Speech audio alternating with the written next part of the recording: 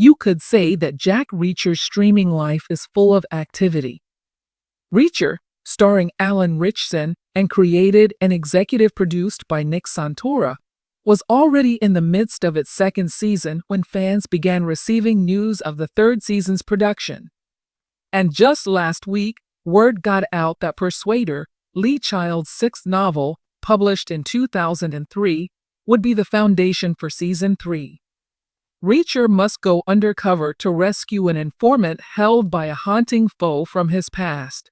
Frances Neagley, played by Maria Sten, will also be returning to join Ritchson.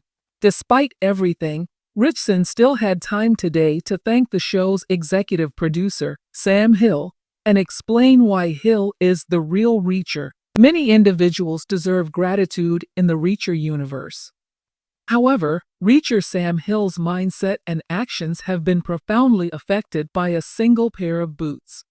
I should back it up a bit, Ritchson wrote in a lengthy message honoring Hill for all that he's done to bring Child's literary hero to live-action life. Don Granger, the pioneering producer at Skydance, who saw promise in Lee Child's groundbreaking work, was contacted by the audacious Jen Salk of Amazon when she decided to reimagine Reacher as a series. They joined forces and hired Nick Santora for the most crucial and dreaded position in television, showrunner.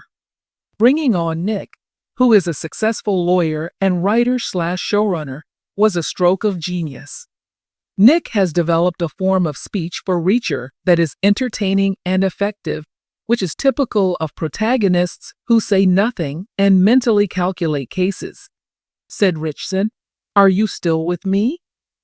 Who then was Nick's initial contact? It was definitely not me. Sam Hill was the one.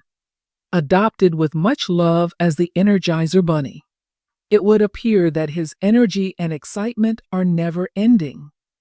I vividly recall the initial tumultuous days spent on site in Margrave.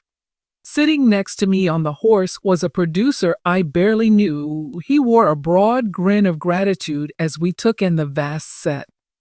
He promised that in 7 seasons, they will remember the pilot episode with fondness.